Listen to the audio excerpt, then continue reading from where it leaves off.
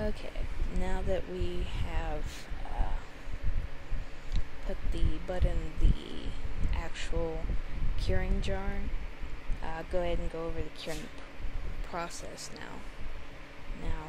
When you first cut down your buds, you want to make sure that they get to dry in a completely dark room. Some people like to put them on nets. I usually just use the hanger and clip method, and you want to make sure they get to dry in that dark room for about anywhere from 8 to 14 hours. It really is up to you, but 12 is a good round number, and these actually dried for about 14 hours. And then you want to take them out and put them in your curing jars for roughly the same time that you allowed them to dry. Now that's the first day. Now, when you take them out of your curing jars again, and you hang them back up or you spread them back out, etc., you want to shorten the period that you actually set them out for, say by maybe 2 or 3 hours, and then you would put them back in the curing jar for roughly the same amount of time again that you had them drying in the open air for.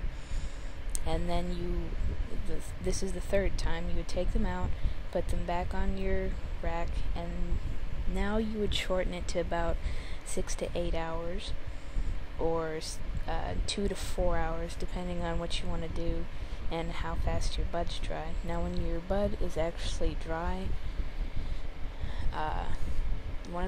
your stalks should, when they snap, instead of bend like that, then your buds are probably getting to that stage where they're almost smokable.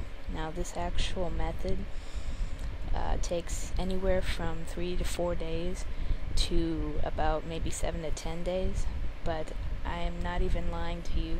Taking the time to cure your marijuana is just that little cherry on the top, It just makes the smoke so much smoother. I found that really well cured marijuana doesn't make me go into horrible coughing fits, and I know it's a major complaint about physically smoking marijuana is the coughing fits and the dry throat. You really can't do much about the dry throat, but curing is a great way to take care of the really harsh smoke. And bud that isn't cured will, a lot of times, it'll just like disintegrate when you touch it, just like kind of like sand, and then the middle won't burn correctly. So this is a really good way to redistribute the moisture from the middle. That way the entire bud dries uniformly. But first day, you have them clipped out, hanging 12 hours to 14, depending on what you want to do, and then you put them in here for roughly the same time.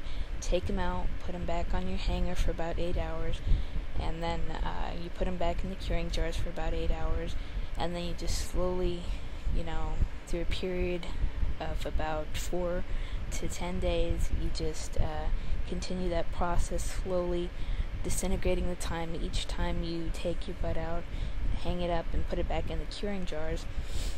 And when you know it's done, when it has a light crunchy feeling. And another way is you can just grind some up and put it in a joint, and if it stays lit, it's done.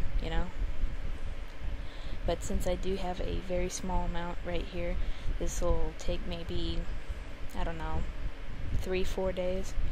But this is going to stay in the curing jar, and when it's in the curing jar, make sure that the jar or the Tupperware or the zipper bag or whatever you're using as an in-quote curing jar is actually out of indirect sunlight, in quote-unquote, or fake sunlight, which is basically a lamp. So you would want to be putting this in a dark room or under some covers or whatever. Just make sure that it stays out of the light, because light degrades THC. And if you're interested in making canna butter or your edibles, etc., or hash, make sure to save your clippings. I'm actually going to attempt to make canna butter. I've never attempted to make an edible before, mainly because of the smell. I don't have a lot of privacy in my home, so making something that smells like marijuana would easily wax through the entire house, and I can't actually do that. So this is going to be my first time actually trying to make it, but everything I do, illegal drug-wise, is going to have to be done in my room. So I actually obtained a crock pot and etc., and I'm going to be trying to do that maybe tomorrow. So wish me luck. And once this is fully dried and stuff, I'll be doing an extra video on how the bud is.